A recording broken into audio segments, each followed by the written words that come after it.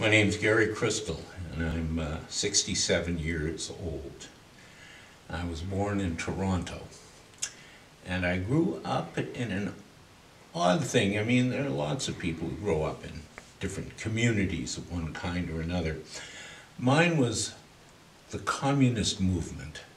My parents were members of the Communist Party, and we lived in a neighborhood which, in the period I was born and growing up, was in fact represented in the Ontario legislature by Joe Salzberg, a member of the Labour Progressive Party, which was the name of the Communist Party in those days.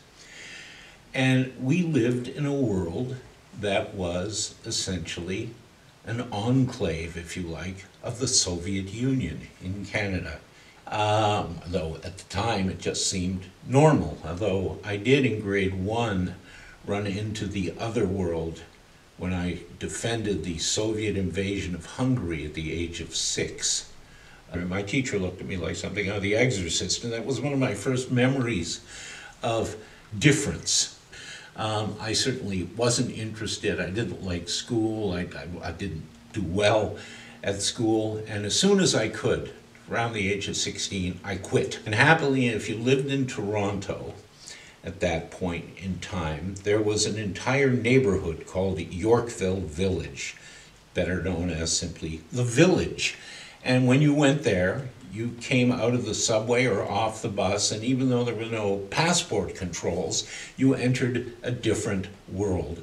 A world of art and literature and alternative culture, a world of sex and drugs and rock and roll, and generally a different place which had different values. Luckily, through one thing or another, I ended up hanging out with a bunch of musicians, and they started a band that I hung around with called the Isabella Blues Band. But I was a bad musician. Slowly but surely, I acquired a few skills that today are called artist management. And in those days, I hadn't the faintest idea what it was called, except that I was, as that folk song goes, too lazy to work and too scared to steal. So to gambling I'll go in the folk song, but in my case it was to the arts. I got more and more active in far left politics, and I took off to see what democratic socialism looked like in Chile. And I lived there for the better part of more than a year, and during the period of the Allende government, which was a profound experience in my life, because all those ideas that had absorbed as a kid was actually being put into practice. In Chile, you could actually go a few blocks from my house to the Cordon Vicuña Maquena and see what a workers' council looked like, what factories under workers' control looked like. In September of 1972, there were 1 million people in front of my apartment building, jumping up and down Boquilla Payún, which was one of the groups, music groups, very popular on the left there, still around, played various songs, and this convinced me of the role of art and also the possibility of the transformation of society. Unfortunately, it didn't end well in Chile with the military coup, September 11th, 73. I was flying back to Chile that day, so I got to miss the coup, which is a good thing. Various friends of mine didn't and died as a result, and I was engaged in far-left politics as an organizer of the Chile Solidarity Committee, and then working with some academics at Simon Fraser University.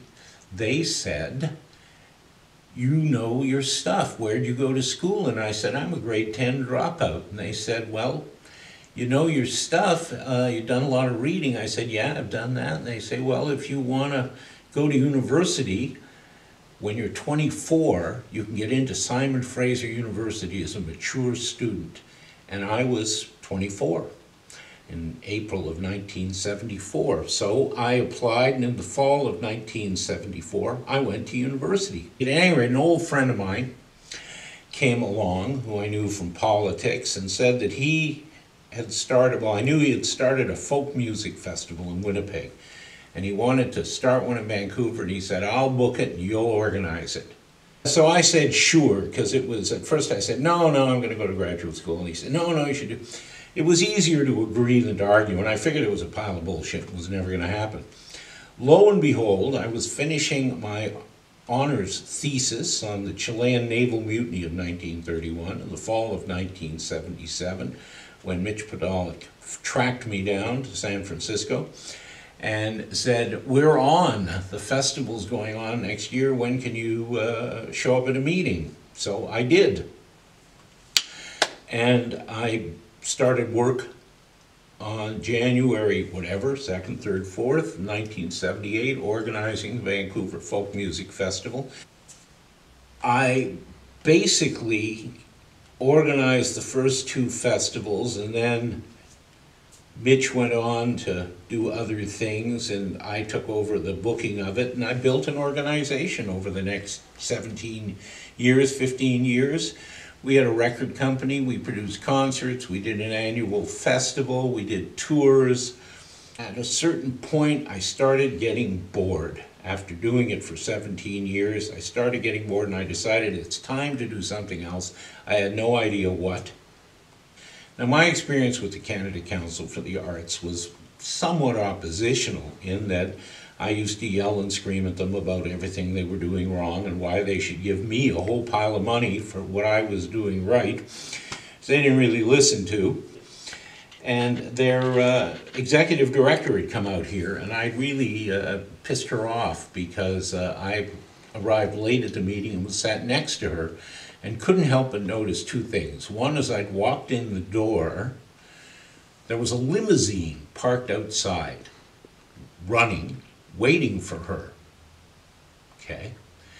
Secondly, she had a list in front of her of all the people who'd been invited to the meeting, who were kind of the who's who of the performing arts in Vancouver, and little capsule descriptions of them that had been provided to her by her staff. I spoke and I suggested two things, one of which was that instead of having a limousine waiting in front of where we had our meeting for several hours while we talked, she could take that money and at least give that to us, and that she had a certain amount of effrontery to come to tell us there was no money in a limousine. And then I took her briefing notes on the individuals at the table and I read them out loud and said, here's what they think of us. So she was very unhappy with that. It was amazing to then apply for a job at an organization that she was ahead of. Happily, just at the point they got the job, I got the job, she left. And a new executive director came in. And my charming and lovely companion thinks that when she saw who they'd hired, she decided to quit.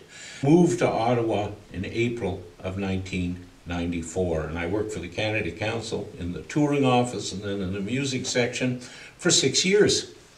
And I ran some programs. I was the first person without any formal musical training and the first person who came from popular music to have a job there. And essentially I turned a few things inside out and upside down. I was also the founding president of the first local of the Public Service Alliance of Canada, the first union at the Canada Council, which we organized in 96 or 97. And I was proud of that because as a lifelong socialist, you're supposed to organize where you are. If there's a union there, you get active in it, and if there isn't a union, you're supposed to organize one. So I did. We kept on doing one concert with a woman named Ani DeFranco, young singer-songwriter, still doing those 25 years later. And it was great. Came out to Vancouver, it was my 50th birthday. We rented a restaurant, an Argentinian restaurant run by a guy who was a friend of a friend, invited 30 or 40 people for dinner, had a wonderful time, went to the thingamajig, the botanical gardens, looked at the rhododendrons, did the show. It was wonderful being back, and then got on the plane, landed in Ottawa. It was colder than a moneylender's heart. It was snowing, and there was a 30-minute wait at the airport for a taxi. And my charming and lovely companion and I looked at each other and said, what the we decided to move back. This was in April. On May 1st, I submitted my letter of resignation saying May Day is the traditional day of proletarian liberation. This proletarian is liberating himself. I resign.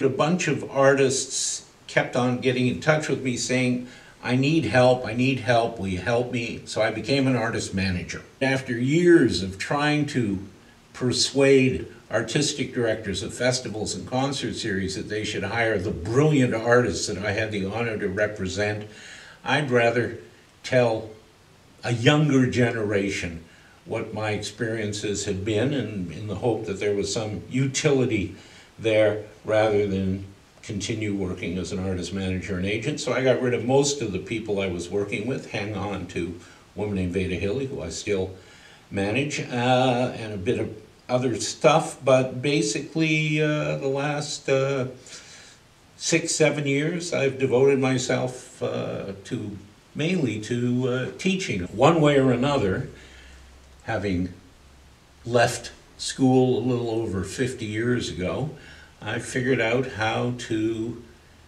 do things in the world that I think have made a reasonable contribution to making the world a more livable place on the one hand, and at the same time enjoyed life to the full.